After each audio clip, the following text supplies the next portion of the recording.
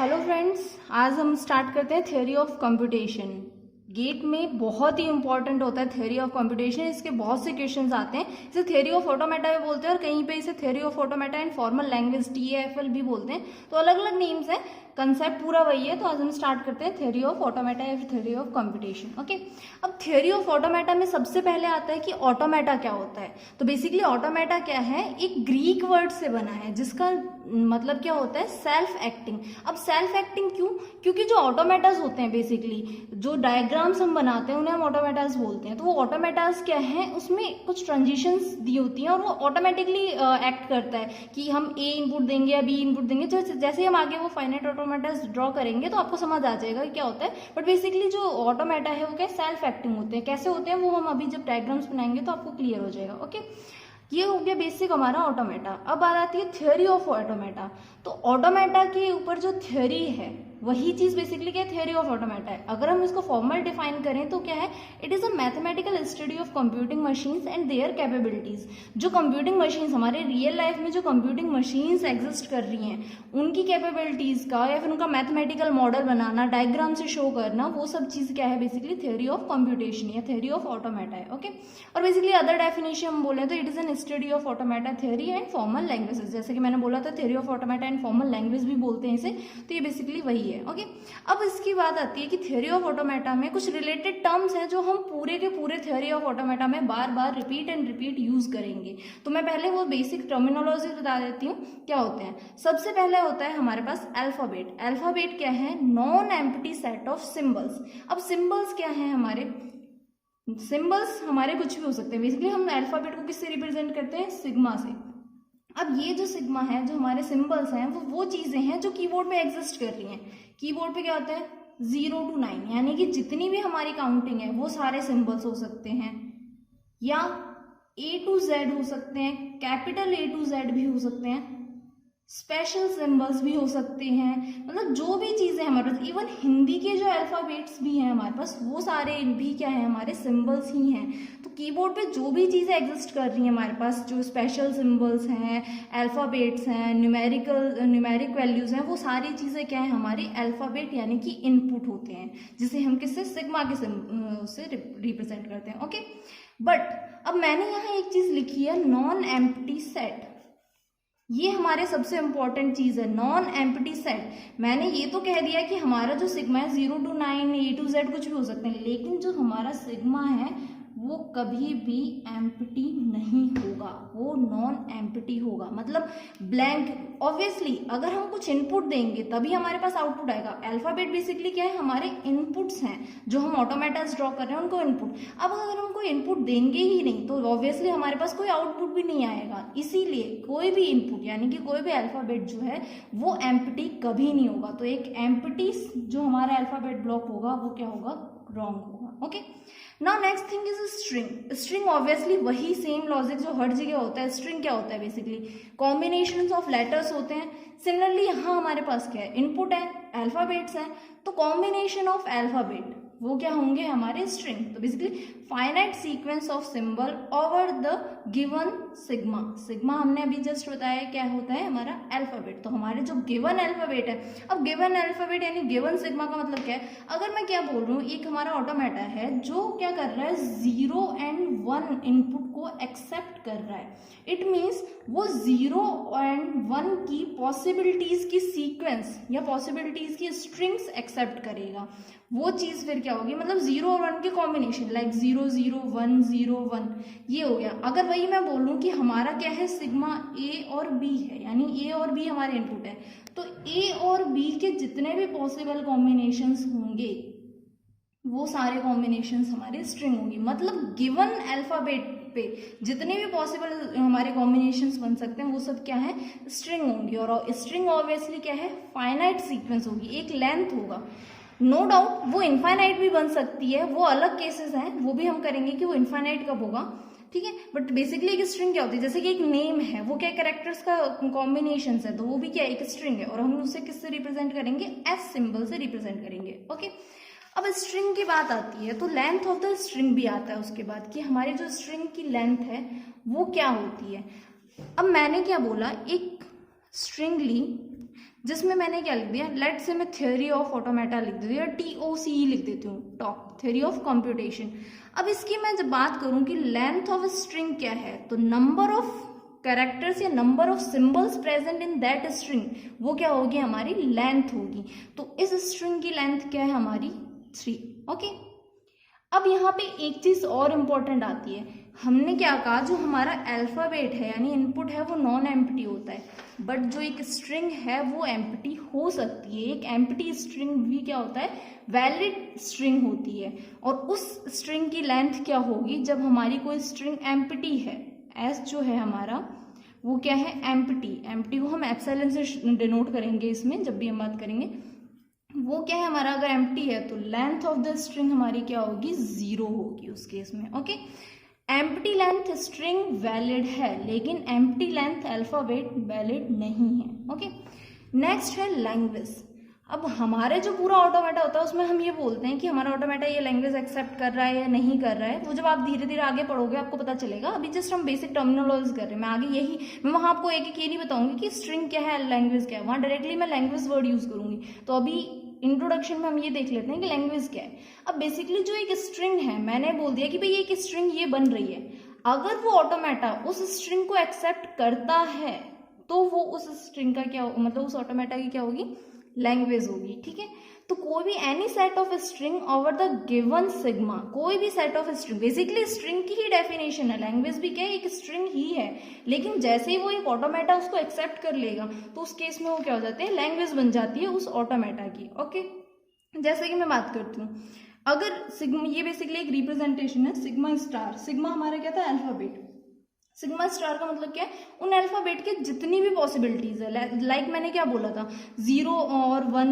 की अगर मैं बात करूं, इनपुट है हमारा, तो उसमें पॉसिबिलिटी क्या बनेगी, 0 0 0 1 1 0 1 1, इस तरह से हमारी ये पॉसिबिलिटीज बन रही हैं। तो ये ऑल पॉसिबिलिटीज जब हमारे पास आ जाती हैं तो वो क्या होता है, सिग्मा स्टार होता है। ठीक है, उसको हम क्या बोलते हैं, कंप्लीट लैंग्वेज। मतलब एम्प्टी, इवन एम्प्टीनेस भी स्ट्रिंग, एक क्या होता है, ब्लैंक भी हमारा उस लैंग्वेज में एक्सेप्ट हो रहा है, वो चीज क्या होती है, कंप्लीट लैंग्वेज होती है। सिग्मा स्टार, क्लीन क्लोजर और ये सब चीजें हम बाद में करेंगे, क्या होती है स्टार का मतलब, उसमें एप्सिलॉन भी इंक्लूड हो रहा होता है, वो अभी हम जब करेंगे इनको एक एक स्टेप बाय स्टेप तो ये पता चल जाएगा। बट बेसिकली कंप्लीट लैंग्वेज एक बार हम अगर शॉर्ट में करें तो क्या होती है, जहां हमारे पास सारी पॉसिबिलिटीज एक्सेप्ट हो रही होती हैं वो क्या होती है, कंप्लीट लैंग्वेज होती है।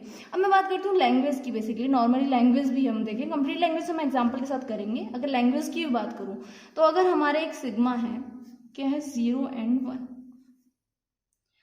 एक मैंने लैंग्वेज ले ली L, वो लैंग्वेज क्या है, गिवन है ऑलरेडी कि वो क्या, 0 1 1 0 1 1, ये एक्सेप्ट करे हमारा automata, single 0 single 1 then 1 0 and 1 1, तो ये हमारा क्या हो गया, ये है हमारा finite language. Okay, finite language. अभी फाइनाइट क्यों है, क्यों, क्योंकि हमारे पास फिक्स नंबर ऑफ एंट्रीज हैं, एक 0 है, एक 1 है, 1 0 है, 1 1 है, हमारे पास फाइनाइट ही है, सेट हैं जितने भी हैं वो सारे क्या है, फाइनाइट है। तो हमारे पास ये जो लैंग्वेज हुई वो क्या हुई, फाइनाइट। अगर इसी में मैं बात करूं, सारे पॉसिबिलिटीज आ रही हूँ, लेट्स 0 आ रहा हो, 1 आ रहा हो, 0 0 हो रहा हो, 1 1 हो रहा हो, 1 0 हो रहा हो, ऐसे करके बहुत सारे सीक्वेंस बन जाए। अभी मैंने यहाँ लेंथ फिक्स नहीं किया, ये मेरे पास क्या थी, सिंगल लेंथ या 2 लेंथ स्ट्रिंग थी, लेकिन माइट पॉसिबल कि वो 0 0 4 टाइम्स 0 5 टाइम्स 0 ऐसा करके वो इनफाइनाइट चलता रहे, हमें नहीं पता किस लेंथ तक चले, तो उस लैंग्वेज को हम क्या बोलेंगे, इनफाइनाइट लैंग्वेज। ओके, वो होगी हमारी इनफाइनाइट लैंग्वेज। और जैसे हमारे पास एम्प्टी स्ट्रिंग होती है वैसे ही सेम क्या है, अगर कोई स्ट्रिंग जनरेट ही नहीं हो रही है तो वो क्या थी, हमारी एम्प्टी स्ट्रिंग, और एम्प्टी स्ट्रिंग वैलिड है तो डेफिनेटली एम्प्टी लैंग्वेज भी वैलिड होगा। तो वो लैंग्वेज जिसमें हमारे पास कोई स्ट्रिंग जनरेट नहीं हो रही है वो क्या होती है, एम्प्टी लैंग्वेज।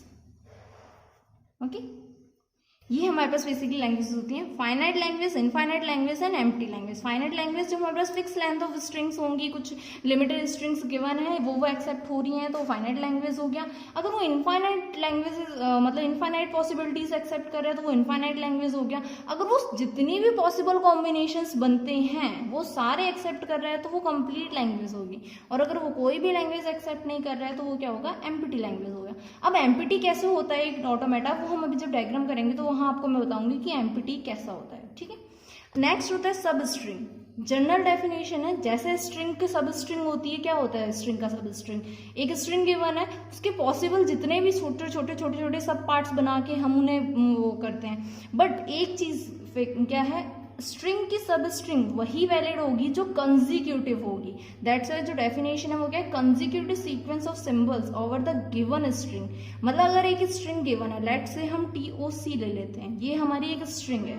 अब मैं क्या बोल रही हूँ कि पॉसिबल लेंथ यानी कि कंजिक्यूटिव सीक्वेंस, ऐसा नहीं है कि मैं एक T के बाद डायरेक्टली C लिख दूं तो वो वैलिड होगा।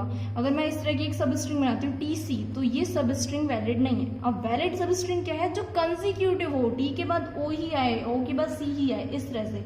No doubt single T single O single C valid है, एम्प्टी भी वैलिड है। तो हमारे पॉसिबल कॉम्बिनेशंस क्या क्या बनेंगे, एक तो क्या पूरी की पूरी सब स्ट्रिंग जो है हमारी, वो पूरी की पूरी स्ट्रिंग खुद में एक सब स्ट्रिंग होती है। That's why complete string always a substring, but all substrings can't be complete string. Okay, तो कंप्लीट स्ट्रिंग तो हमारी एक सब स्ट्रिंग है ही। तो ये क्या है हमारी वन लेंथ कंजिक्यूटिव्स, ठीक है, वन लेंथ स्ट्रिंग होगी। क्यों, क्योंकि सिर्फ एक है हमारे पास कंप्लीट स्ट्रिंग। अगर इसी को मैं दो पार्ट में TONOC, टू लेंथ, अब यहाँ पे मेरे पास क्या है, ये टू लेंथ स्ट्रिंग्स हैं, तो ये होगी टू लेंथ कंजिक्यूटिव। लेकिन यहां अगर मैं T और C लिखती तो वो वैलिड नहीं होता। क्यों, क्योंकि वो कंजिक्यूटिव नहीं होते। ये क्या है, कंजिक्यूटिव्स हैं, ये वैलिड नहीं है। सिमिलरली अगर मैं नेक्स्ट बात करूं कि सिंगल T हो सकता है, सिंगल O हो सकता है एंड सिंगल C हो सकता है, तो ये क्या है हमारा three length consecutive. And last, empty string valid है तो एम्प्टी सब स्ट्रिंग भी वैलिड होगा। एप्सिलॉन भी हमारा क्या है, सब स्ट्रिंग है। अब नाउ यू कैन सी कि हमारे एक जो स्ट्रिंग थी, इस स्ट्रिंग की लेंथ क्या है हमारा, इस स्ट्रिंग की लेंथ है 3, और पॉसिबल सब स्ट्रिंग्स हमारे क्या बने हैं इसके अंदर 1 2 3 4 5 6 एंड 7। ओके, हमारे पॉसिबल नंबर ऑफ सब स्ट्रिंग्स जो बने हैं वो क्या है, 7 है। अब मैं यहाँ आपको शॉर्टकट, कभी कभी हमारे पास गेट में क्या होता है, डायरेक्टली रेयरली आते हैं वैसे तो इस तरह का क्वेश्चन, क्योंकि ये बहुत सिंपल है, बट समटाइम्स एक दो इजी क्वेश्चंस भी डाले जाते हैं। तो वहां क्या आपसे डायरेक्टली वो बोलेंगे, एक स्ट्रिंग गिवन होगी, वहां आपको इतनी शॉर्ट लेंथ स्ट्रिंग नहीं होगी, डेफिनेटली थोड़ी लेंथी होगी उस केस में। वो आपसे पूछेंगे ये स्ट्रिंग गिवन है, इसके नंबर ऑफ पॉसिबल सब स्ट्रिंग्स कितने बनेंगे। तो वहां आपके पास डायरेक्टली एक फॉर्मूला होता है, वो फॉर्मूला यहाँ भी अप्लाई करके देखोगे तो आपको यही सेम आंसर मिलेगा। वो फॉर्मूला होता है n into n plus 1 whole divide by 2 plus 1। अब मैं ये बताती हूँ यहाँ ये चीजें क्या है, इंडिविजुअल ये पर्टिकुलर क्या क्या चीजें, ठीक है। ये जो 1 है ना, ये 1 इस एप्सिलॉन के लिए ऐड किया हमने, ये हमारे पॉसिबल सब स्ट्रिंग्स बनेंगी जो हमारी स्ट्रिंग गिवन है उसकी। लेकिन एक एम्प्टी स्ट्रिंग भी तो हमारी वैलिड सब स्ट्रिंग है, तो वो एम्प्टीनेस को हमने अलग से 1 ऐड किया है। क्यों, क्योंकि ये भी एक क्या है, वैलिड सब स्ट्रिंग है। ओके, अब मैं इसको यहाँ, और ये जो हमारी n है, ये n क्या है, स्ट्रिंग की लेंथ है। ओके, स्ट्रिंग की लेंथ। अब मैं इसको यहाँ अप्लाई करूँ, हमारे स्ट्रिंग की लेंथ क्या है,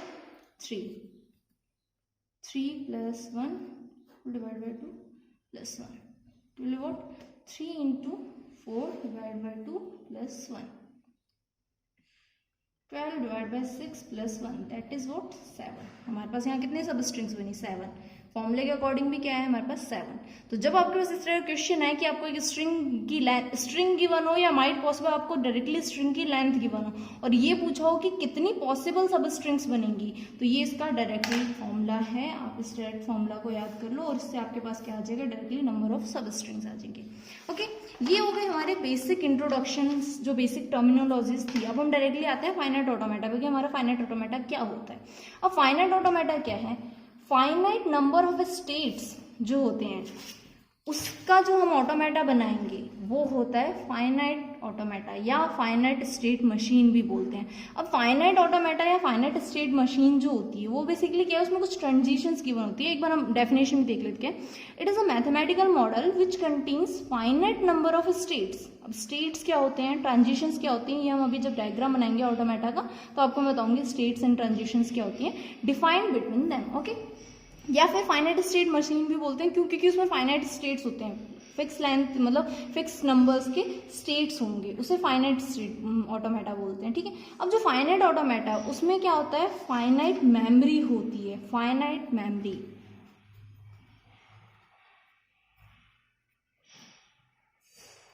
ओके, फाइनाइट मेमोरी का मतलब क्या है कि उसके पास कोई एक्स्ट्रा मेमोरी नहीं होगी। जब हम बात करेंगे कि हमें कुछ कंपेयर करना होगा उस टाइम पे उसके जो फिक्स लेंथ की एक इनपुट टेप है उसके पास, वही उसकी उतनी ही मेमोरी है, उसके अलावा एक्स्ट्रा कोई स्पेस नहीं होता है जहां वो स्टोर कर सके। इसमें क्या होता है, फाइनाइट ऑटोमेटा में फाइनाइट मेमोरी होती है। अभी हम जब इसका डायग्राम देखेंगे तो आपको बताऊंगी मैं कि फाइनाइट मेमोरी किस वे में है। ओके, नेक्स्ट है फाइनाइट ऑटोमेटा की कैटेगरी। हम फाइनाइट ऑटोमेटा को कितने पार्ट्स में डिवाइड करते हैं, तो फाइनाइट ऑटोमेटा बेसिकली दो तरह का होता है, language recognizer and output generator.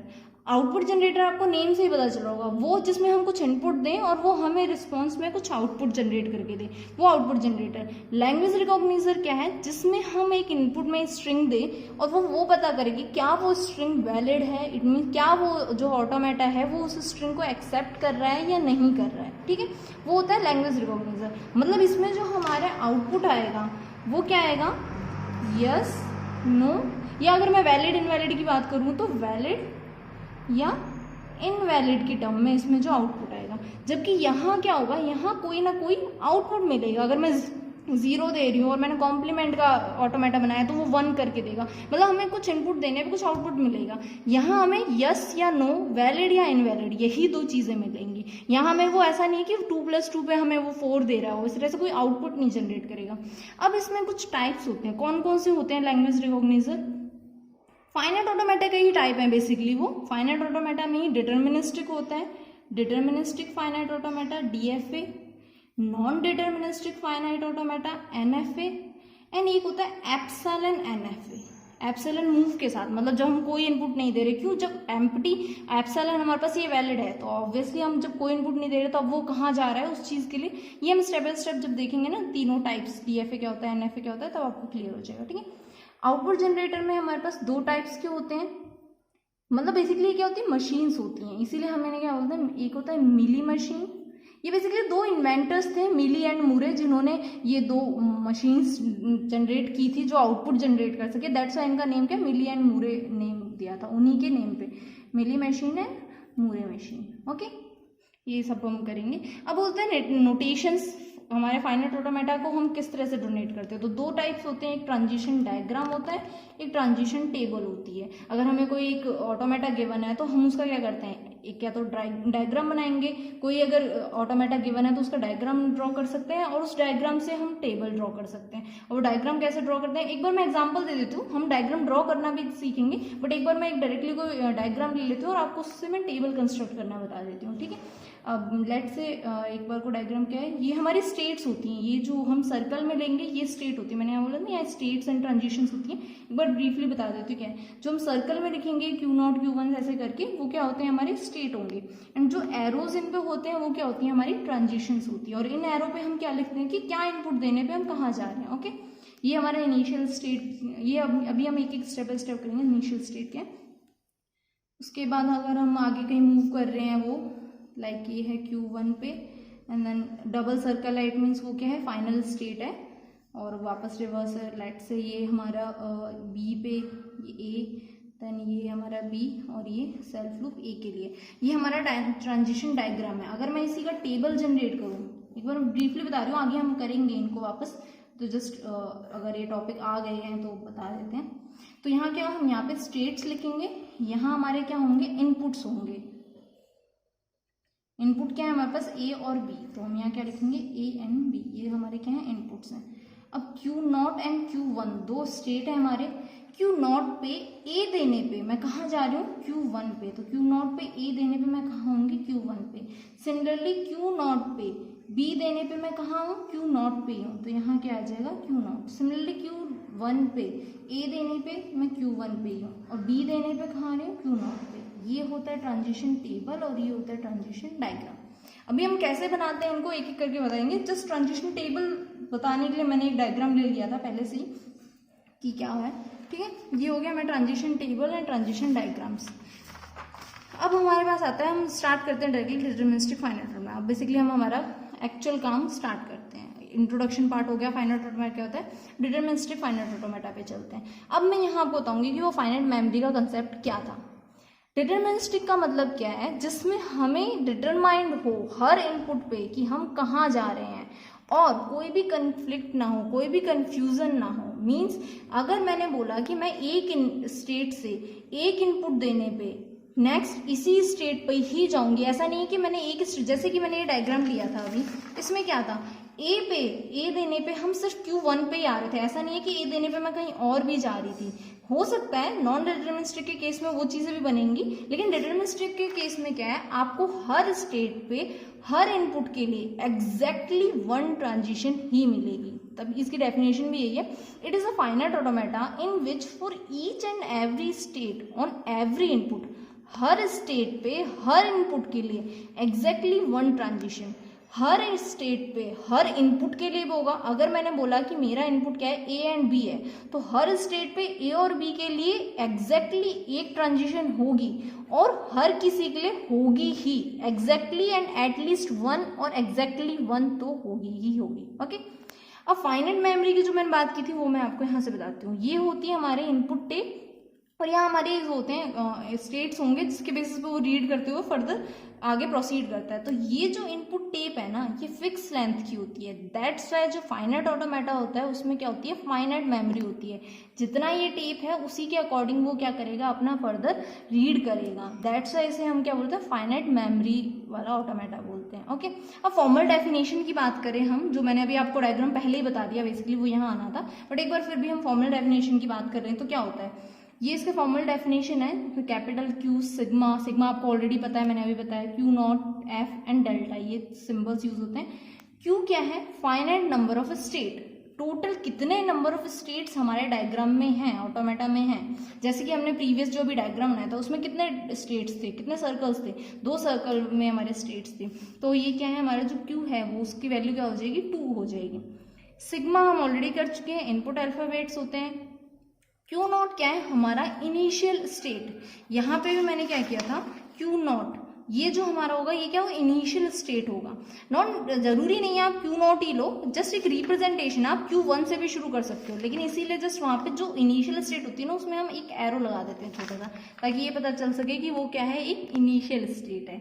Okay, F क्या है, हमारा फाइनल स्टेट। इनिशियल स्टेट को हम कैसे डिनोट करते हैं, एक एरो देन वो सर्कल, इसमें हमारे स्टेट का जो भी नेम है वो, और फाइनल स्टेट को हम किससे शो करते हैं, डबल सर्कल से। यहाँ ये जो मैंने बनाया था डबल सर्कल में, ये फाइनल स्टेट। ओके, और ट्रांजिशन फंक्शन क्या है, जो हमारे ये एरोज हैं ये क्या है, ये ट्रांजिशंस हैं, मतलब किस स्टेट पे क्या इनपुट देने पे मैं कहाँ जा रही हूँ।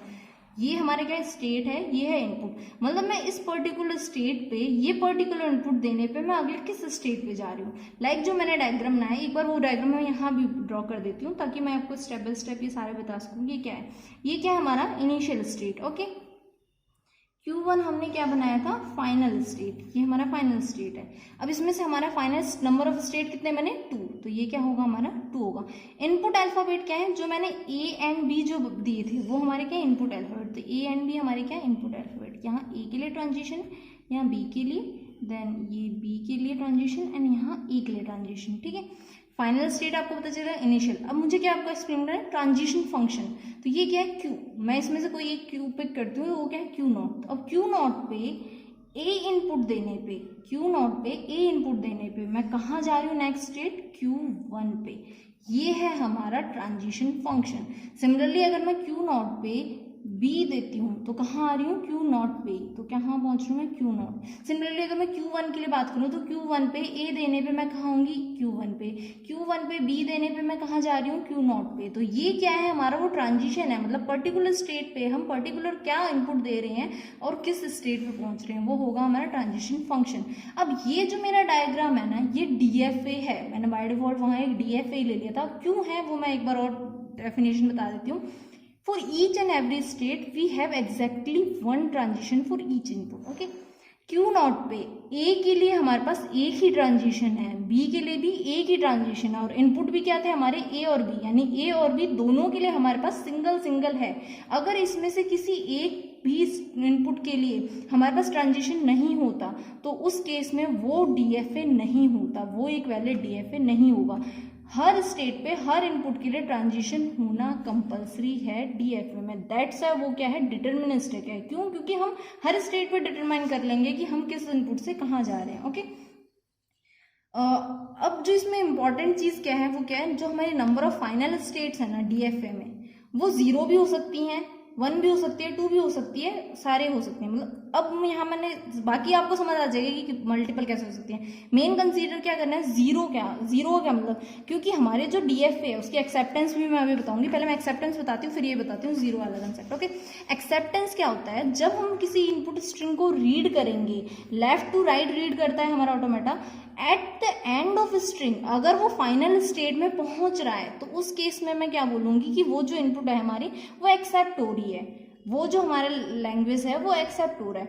इन केस अगर किसी डीएफए में फाइनल स्टेट नहीं है, इट मीन्स वो किसी भी स्ट्रिंग को एक्सेप्ट नहीं कर रहा है, देन उस केस में क्या होगा, वो एम्प्टी लैंग्वेज एक्सेप्ट कर रहा है। अगर किसी डीएफए में फाइनल स्टेट नहीं है, इट मीन्स वो एम्प्टी लैंग्वेज के अलावा और कोई लैंग्वेज एक्सेप्ट नहीं कर रहा है। ओके, ये कंसेप्ट है। तो जीरो स्टेट के केस में ये है हमारा। ओके, तो एक्सेप्टेंस का बेसिकली यही मेथड था कि अगर हम किसी स्ट्रिंग को रीड कर रहे हैं और रीड करने के बाद हम किस पे फाइनल स्टेट पे पहुंच रहे हैं, तो वो क्या है हमारी, वहां पे वो लैंग्वेज एक्सेप्ट कर रहे हैं। फॉर एग्जाम्पल जो हमने अभी डायग्राम लिया था, वही सेम डायग्राम अगर मैं अब अगेन ड्रॉ करूं तो मैं उसमें से ये चेक करना चाहती हूँ कि वो बेसिकली कौन सी लैंग्वेज को एक्सेप्ट कर रहे हैं। नाउ यू कैन सी कि ये बेसिकली क्या एक्सेप्ट कर रहा है। ये इनिशियल स्टेट है, मैंने एक string the double A. Okay, एक स्ट्रिंग, मैं 2-3 एग्जांपल ले लेती हूँ, हम चेक करेंगे कि क्या वो एक्सेप्ट हो रहा है या नहीं। नेक्स्ट मैंने दिया ए बी, एट लास्ट अगर वो फाइनल स्टेट पे पहुंच रहा है तो वो एक्सेप्ट हो रही है, अदरवाइज नहीं हो रही। तो मैंने एक बार 2 एग्जाम्पल लिए, इन दोनों को हम चेक करते हैं कि वो दोनों पहुंच रहे हैं या नहीं पहुंच रहे। ओके, सबसे पहले हमने क्या लिया, ए। फर्स्ट ए देने पे मैं कहाँ आ रही हूँ, Q1 पे, ये Q1 है, सॉरी। ओके, नेक्स्ट सेकंड ए देने पे भी मैं कहाँ, Q1, और Q1 का है मेरा फाइनल स्टेट है। अगर मैं at the end of string final state पे पहुंच रही हूँ तो वो स्ट्रिंग एक्सेप्ट हो रही है, इट मीन्स ये जो स्ट्रिंग है ये वैलिड है। ओके, तो यहाँ जो हमारा आंसर आएगा इस स्ट्रिंग के लिए, either yes this string is going to be accepted by this automata, और yes it is a valid string, मतलब यस और वैलिड के टर्म में आपके आंसर होगा। नेक्स्ट मेरी स्ट्रिंग क्या है, ए बी की अगर मैं बात करूं तो ए इनपुट देने पे मैं क्यू नॉट से, स्टार्टिंग हमेशा किससे होगी, इनिशियल पूछ से ही। आप यहाँ ये भी पूछ सकते हो कि भाई हम Q1 से स्टार्ट क्यों नहीं करें, इनिशियल स्टेट से ही हमारा इनपुट स्टार्ट होगा, वही फिक्स है कि यहाँ से ही हमें इनपुट पुट करना शुरू करना है। ठीक है, तो इनिशियल स्टेट से ही हम स्टार्ट करेंगे। ए देने पे मैं कहाँ आ रही हूँ, Q1 पे, लेकिन बी देने पे मैं कहाँ आ जा रही हूँ, Q नॉट पे, और Q नॉट क्या है, हमारी फाइनल स्टेट नहीं है, मतलब at the end of string में फाइनल स्टेट पे नहीं पहुंच रही, मीन्स ये वाली स्ट्रिंग मेरी एक्सेप्ट नहीं होगी, ये जो स्ट्रिंग है ये वैलिड स्ट्रिंग नहीं है। ओके, ये होता है हमारा एक्सेप्टेंस। अब हम एक दो इम्पॉर्टेंट पॉइंट्स देख लेते हैं कि क्या होते हैं, उसके बाद हम अगली वीडियो में 1-2 कंस्ट्रक्शंस देखेंगे कि हम ऑटोमेटा कैसे कंस्ट्रक्ट करते हैं। आज हम इंट्रोडक्शन पार्ट देख लेते हैं। तो कुछ इंपॉर्टेंट चीज़ें होती हैं, वो क्या है कि every DFA is equivalent to 1 language, मतलब हर डीएफए किसी एक लैंग्वेज के इक्विवेलेंट होगा, और वो लैंग्वेज कौन सी होगी, जो वो एक्सेप्ट कर रहा है। ठीक है, हम आगे जब डीएफएस बनाएंगे तो आपको ये चीज़ें स्टेप बाय स्टेप समझ आएंगी। The set of string accepted by a particular DFA is known as language accepted by that DFA। जो भी स्ट्रिंग, मैंने ये चीज आपको पहले बोली थी, जो स्ट्रिंग डीएफए एक्सेप्ट करेगा वही स्ट्रिंग क्या होगी, उसकी लैंग्वेज होगी। जब मैंने लैंग्वेज को डिफाइन किया था तब मैंने यही सेम चीज कही थी, जो स्ट्रिंग वो एक्सेप्ट करेगा। लाइक यहाँ जो उसने स्ट्रिंग एक्सेप्ट की थी हमारे, यहाँ वो डबल ए को कह रहा था, तो हम इस केस में क्या बोल सकते हैं, the language accepted by this automata is what, double A is not necessary. अगर मैं सिंगल ए इनपुट भी दूं, एक बार को मैं अगर सिंगल ए इनपुट भी दूं तो भी मैं किस पे पहुंच रही हूँ, फाइनल स्टेट पे पहुंच रही हूँ। नाउ यहाँ आपको बस वो चीज थोड़ा सा कंसीडर करिए कि देखना है कि ये क्या एक्सेप्ट कर रहा है। Now you see final state पे वो कब पहुंच रहा है, जब हम ए इनपुट दे रहे हैं तो ही वो किस पे फाइनल। अगर मैं ये स्ट्रिंग लू बी बी ए, तो ये भी क्या है, वैलिड है। क्यों? क्योंकि बी से क्यू नॉट, देन बी से क्यू नॉट, बट ए देने पे मैं एनी हाउ फाइनल स्टेट पहुंच रही हूँ। और मैं फाइनल स्टेट पे कैसे पहुंच रही हूँ? सिर्फ ए देने पे ही फाइनल स्टेट पे पहुंच रही हूँ। तो ये जो हमारा ऑटोमेटा है वो क्या एक्सेप्ट कर रहा है? String ending with symbol A. Okay, वो स्ट्रिंग जो ए से एंड हो रही है वो सारी स्ट्रिंग ये ऑटोमेटा एक्सेप्ट करेगा। तो जब हम इस ऑटोमेटा की लैंग्वेज की बात करेंगे, the string ending with the symbol A is accepted by this automata. तो इस ऑटोमेटा की लैंग्वेज क्या होगी? वो सारी लैंग्वेज यानी वो सारी स्ट्रिंग्स जो ए से एंड हो रही हैं वो इस ऑटोमेटा की लैंग्वेज होगी। ओके, तो ये चीज क्या होती है? लैंग्वेज होती है हमारी। Next, in DFA, if initial state is final state, then empty language is also accepted। अब इसका क्या मतलब है ये भी मैं एक एग्जांपल देके बता देती हूँ। अगर हमारी इनिशियल स्टेट ही फाइनल स्टेट है, इट मीन्स व्हाट, हम बिना इनपुट दिए भी यहाँ पर पहुंच रहे हैं, तो इसका मतलब क्या है? वो एप्सिलॉन को भी एक्सेप्ट करा। मैंने ये चीज आपको अभी बताई थी ना, एप्सिलॉन वाली भी, कि एप्सिलॉन एनएफए कैसे आता है, उसमें भी यही चीजें हैं। एप्सिलॉन के इनपुट्स भी आएंगे, वो हम उसमें देखेंगे। लेकिन बेसिकली क्या है, अगर आपकी इनिशियल स्टेट ही फाइनल स्टेट हो गई तो उस केस में वो क्या, एप्सिलॉन यानी कि एम्प्टी स्ट्रिंग भी एक्सेप्ट करेगा। इस केस में वो कोई एम्प्टी स्ट्रिंग एक्सेप्ट नहीं कर रहा था। क्यों? क्योंकि इनिशियल स्टेट फाइनल स्टेट नहीं है, उसको एटलीस्ट 1 ए तो चाहिए ही चाहिए, एटलीस्ट 1, मिनिमम एक ए तो चाहिए था।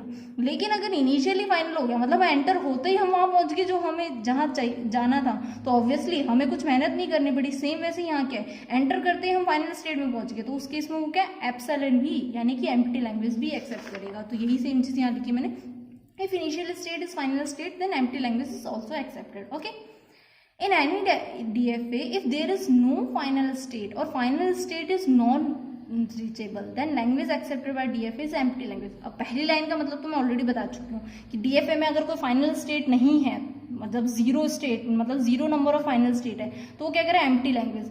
या इन केस हम फाइनल स्टेट पे पहुंच ही नहीं पा रहे हैं किसी रीजन से, लाइक मैंने एक ऑटोमेटा बनाया, उसमें फाइनल स्टेट है, एक अगर नहीं है तो डेफिनेटली एम्प्टी लैंग्वेज ले रहा है। एक क्या है, हमारे पास एक ऑटोमेटा है जिसमें मैंने क्या किया, फाइनल स्टेट बनाई तो है, लेकिन वो फाइनल स्टेट क्या है, रीचेबल नहीं है। अगर मैं कहीं से भी उस फाइनल, आप देख सकते हो यहाँ इनपुट्स भी अगर हम लिख दें तब भी कोई बात नहीं, चलो ए हो गया, यहाँ पे बी के लिए हो गया, देन इस पे बी के लिए ट्रांजिशन हो गया, यहाँ बी के लिए हो चुका है, देन ए के लिए यहाँ ट्रांजिशन होगी। फाइनल स्टेट हमारी ये है ए और बी, लेकिन इस स्टेट पे हम एनी हाउ इनिशियल स्टेट से पहुंच के हमारे पास या तो यहाँ आ रहे हैं, यहाँ से यहाँ, लेकिन फाइनल स्टेट पे हम पहुंच नहीं पा रहे हैं। तो ये जो हमारी फाइनल स्टेट क्या है, नॉन रीचेबल फाइनल स्टेट है। तो उस केस में भी हमारी जो फाइनल ऑटोमेटा होगा वो क्या एक्सेप्ट करेगा, एम्प्टी लैंग्वेज एक्सेप्ट करेगा। तो सेकंड लाइन का मतलब ये है कि अगर हम किसी रीजन से फाइनल स्टेट पर नहीं पहुंच पा रहे हैं तो वो भी क्या है, उस केस में भी डीएफए क्या एक्सेप्ट करता है, एम्प्टी लैंग्वेज एक्सेप्ट करता है। ओके, अब लास्ट क्या है हमारे पास, डेड स्टेट। डेड स्टेट के केस में क्या होता है, dead state is a non final state in which self loop exist for every input symbol. Okay, अब इसका मतलब क्या है, एक बार नेक्स्ट और टर्म कर लेते हैं, फिर हम एग्जांपल देंगे। Once we reach into the dead state the string is rejected. Basically क्या है, नॉन फाइनल स्टेट होती है जहां हम अगर एक बार एंटर हो गए उसके बाद हम वहां से कहीं नहीं निकल पा रहे। बेसिकली वो जगह जहां हम एक बार पहुंच गए लेकिन वहां किसी भी रीजन से वहां पे जाके अटक गए, हम वहां से बाहर नहीं निकल पा रहे हैं, तो उस केस को हम क्या बोलेंगे, डेड स्टेट बोलेंगे। और ये क्या, सारी नॉन फाइनल स्टेट्स होती हैं। लाइक एक डायग्राम लेते हैं हम, मैंने क्या किया, मैं इस स्टेट पे पहुंच रही हूँ ए इनपुट देने पे, यहाँ मैं बी इनपुट देने पे पहुंच रही हूँ। ओके, ये हो गया मेरा Q1 और ये Q2, ये मेरा फाइनल स्टेट है, ये ए के लिए और बी के लिए। नाउ इस पे हमारी ए के लिए ट्रांजिशन यहाँ है एंड लेट्स अज्यूम बी के लिए ट्रांजिशन यहाँ है, और ये वाली जो स्टेट है इस पे क्या है, for E in which self loop exist for every input symbol. हमारे इनपुट सिंबल क्या है, ए एंड बी। अब एनी हाउ मैं इनिशियल स्टेट से ए देने पर तो यहाँ पहुंच गई, आफ्टर दैट ए दूं या बी दूं, कोई भी इनपुट दूं, मैं यहाँ से बाहर नहीं निकल पा रही। क्यों? क्योंकि ए एंड बी दोनों के लिए क्या है, मेरे पास सेल्फ लूप एग्जिस्ट है और ये मेरी क्या है, नॉन फाइनल स्टेट है। देन दैट केस ये जो हमारा Q1 होगा, ये Q1 क्या होगा, डेड स्टेट, DS बोलते हैं इसे। डेड स्टेट वो स्टेट है जहाँ हम किसी तरह से पहुंच जाएं, लेकिन आफ्टर दैट हम उसके आगे कहीं भी नहीं प्रोसीड कर पाएंगे। अब मैं इस क्वेश्चन में, इस ऑटोमेटा में बात करूं तो बेसिकली क्या है, अगर हम नॉर्मली लैंग्वेज की बात करें, इसमें क्या हमें साफ दिख रहा है कि अगर स्ट्रिंग में ए इनपुट होगा स्टार्टिंग में ही, तो वो कहाँ पहुंच जाएगा, डेड स्टेट में। मतलब स्ट्रिंग जो है वो किससे, बी से तो स्टार्ट होनी ही चाहिए। बेसिकली ये हम बाद में करेंगे, कंस्ट्रेंट्स क्या है, फाइनाइट ऑटोमा किससे स्टार्ट हो रहा है, क्लोज हो रहा है, वो जब हम ड्रॉ करेंगे तब आपको पता चलेगा। बट बेसिकली डेड स्टेट क्या है कि अगर हम एक बार किसी स्टेट में पहुंच जाए तो उसके बाद क्या कर रहे हैं, हम वहां से बाहर नहीं निकल पा रहे। तो ये बेसिक टर्मिनोलॉजीज थी, बेसिक इंट्रोडक्शन था फाइनाइट ऑटोमेटा का। अगर आपको कोई भी डाउट हो तो आप कमेंट सेक्शन में हमसे पूछ लेना, ठीक है। अगले लेक्चर में हम कंस्ट्रक्शंस करेंगे फाइनाइट ऑटोमेटा के।